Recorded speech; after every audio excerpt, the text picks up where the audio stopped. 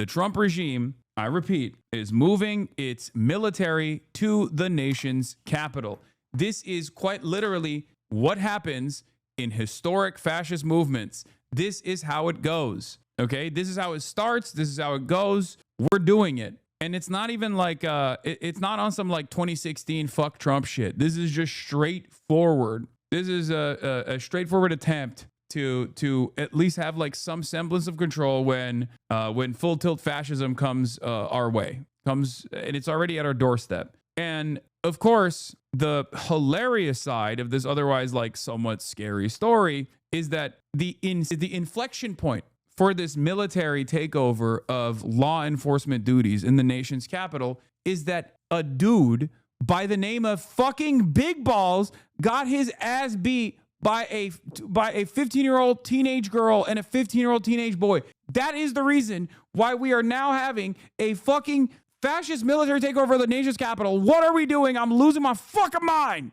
The nation's capital put on notice, awaiting the arrival of hundreds of National Guard troops as the president places Washington, D.C. under federal control. This is Liberation Day in D.C., and we're going to take our capital back. President Trump declaring a public safety emergency in D.C., placing attorney... Yeah, Big Balls is the Franz Ferdinand, you know? That's what we're doing. That's like, we don't even have like a real fake crystal knock inflection point. Like General Pam Bondi in charge of the D.C. Metropolitan Police and activating some 800 National Guard troops, the first time the National Guard has been deployed to D.C. since after the 2021 attack on the Capitol. Overnight, the Secretary of Defense saying they'll be ready to act. They're going to be proactive. If you take an action or a shot at them, there will be a consequence. We're not going to have National Guards just sitting there like this, seeing a crime committed and not do something about it. The Guard is being deployed to assist with law enforcement activities. Guardsmen always have weapons available, according to a U.S. official, but whether they will be armed for these duties is up to their commander. The president is painting an apocalyptic picture of the nation's capital, adamant crime is spiraling out of control. But the official figures show crime in the capital is actually in decline. Violent crime recently hitting a 30-year low, down 26% since last year. Burglary down 19%. Murder down 12%. When we think of emergencies, it usually involves surges in crime. Mayor Muriel Bowser acknowledges there's little she can do. D.C. is not a state, and the president has the authority to take over the city's police department. And while this action today is unsettling and unprecedented, I can't say that given some of the rhetoric of the past, that we're totally surprised. Trump, eager to show he's tough on crime, has shown a willingness to use military force in major cities. Earlier this summer, sending 4,000 National Guard troops and 700 Marines to quell immigration protests in Los Angeles. Now he's warning other cities, saying if this model works in Washington, he may use it to fight crime in places like Chicago, Baltimore, and Oakland, all notably Democratic-led cities. We're not going to lose our cities over this, and this will go further.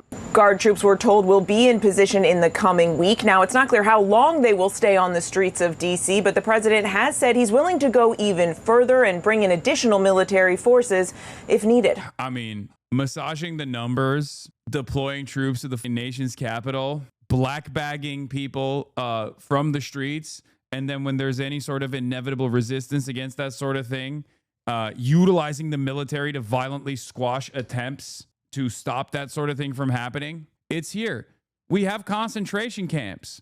We have concentration camps in this country currently. Okay, it's here. It's here. This is like, I think this is exactly how this kind of shit happens. Like historically, this is how it has happened. I don't know what more you need to see to arrive at this conclusion. It's just like, what do you want him to do? Run around saying he's a fucking Nazi? Is that what you want to do? Is that what you need to hear from him? I mean, he's got people in his cabinet that have fucking Sig Heiled. You got Elon Musk Sig Heiling at the inauguration. You even got that. Fuck the mainstream media bullshit reporting. This coverage is so weak. Brother, close your eyes and imagine Joe Biden doing that in a red state, okay? Just do it. And there was good reason for him to do so when Greg Abbott was actively ruining the executive authority over immigration, actively defying the interests of the federal government. He could have done that. Imagine a military takeover of Texas. How would you react? They would have flipped out. I'm just like, this is not weak coverage. I don't know what you're talking about. Unless you're saying the media is not being aggressive enough in their commentary. Maybe that's what you're saying, and I didn't understand it. Like, I have detailed exactly how this is going to happen, and it's going along in the exact ways that I said it was going to happen. 2025 blueprint. Now, this comes after the president fired. Oh, you're saying the media is weak on calling this bullshit out. Even my hog parents are increasingly saying they just can't watch the news. They don't watch because they know they're complicit, but they have stopped denying this shit isn't happening. Yeah, this is exactly the kind of like aesthetic stuff that Americans, regardless of what their political background is not in favor of either. I think a lot of this stuff is being, I think a lot of this stuff that's doing, what? You're giving 2019 voice today? Maybe. I think a lot of what's going on is happening specifically for like extremely online aspects of the movement. Like, this shit is not something that like average Republicans, if they pay attention to it, this is not the type of shit that average Republicans would be on board with, I don't think. Maybe I'm wrong, but I just don't see like regular ass Republicans, like lifelong Republicans, turning around and just being like, oh my God, this is great. I love sending the fucking police. Like, fascism theater is not something that everyday Americans will be on board with. It's kind of like when I got detained, there were people, immediate family members that had been to January 6th, like that had gone to the Capitol on January 6th, like massive Trump supporters. Okay. I know people who are not my family members, but like friends of mine and their immediate family members. When they heard about that, they were pissed off that the government was literally detaining people because they pegged them as political dissidents. Like, that's the type of shit. I feel like that is the type of shit that pisses off even Republicans in general, you know? Big Balls got beat up by a 15-year-old in D.C. and Trump sends the National Guard. 15-year-olds get murdered in schools across the country and Trump sends thoughts and prayers. Yeah. There's a bunch of interesting stuff, but it's framed as law and order, so Republicans do kind of like it. Also, there's a lot of black people in D.C. No, for sure. This is for that reason. He's doing it for that reason because D.C. is a black city, okay? That is the main reason. This is a way to stop. This is a way to just basically signal in the same way that, like, when you do ICE raids in like Los Angeles and you rip apart families, like you're saying to your base, to the most racist elements in your base, like, I'm doing this for you. I got you. No more Mexicans. Like, I hear you, right? This is the same version of that, but just for black people. Ironically enough, it's also for the same base because those guys want brown people and black people to get the fuck out of the country, right? Or to be violently suppressed. So you're designing this like incredibly fucking violent, ridiculous, this incredibly violent, ridiculous enforcement mechanism specifically to soothe the interests of some of the most reactionary elements within your base. I don't think you can keep pushing like this without significant response. I think this creates a lot of animosity. The problem, of course, is that you don't have a well-organized opposition party against this kind of thing that's like actively egging on the population to respond, to actually throw a fit, to fuck shit up. You don't have that anymore within the Democratic Party. They're gone. And you kind of need that. This is not me shepherding people into the Democratic Party. This is just me saying that, like, you do need that because you need your parents and your grandparents to also be on the fucking streets. There's no other way to stop this. And if your parents and your grandparents are going to get on the streets, the media has to cover it. The media has to cover the anger and the resentment that people feel. Okay. And in order for the media to cover it, you need the opposition party to actually go out on television with regular frequency and constantly give quotes and constantly say, this is fucked up. This is pissing us off. This is not what we are. This is not what America is supposed to be about. What the hell is going on? We need to go out and protest. Military will only target criminals? Yeah, no, totally. Just like they always do. Brother, the military has no training for law enforcement purposes, okay? You have the military police, but even then, they don't do necessarily a good job. Cops don't even do a fucking good job with this shit, especially in America. The military is even worse than that. The military has one purpose. It's to kill, okay? That is what the job of the military is. They kill people, okay? That's what they do. They kill people. They get sent somewhere and they shoot. They use lethal weapons and they shoot. They don't do crowd control. They don't do any of that shit. They are there to kill. This is precisely the reason why there are laws in the books against this very same thing that's happening currently. Okay. Now, DC, of course, is unique because it's not a fully fleshed out state. It's a District of Columbia. So obviously, for that reason, you can federalize. You can basically do a forcible takeover of the policing in DC. That's probably why this is the entry point for Donald Trump to test this process out. There's also after the 48-hour takeover, you have to justify, like in the first 30 days, exactly why you need to control or federalize the policing in DC.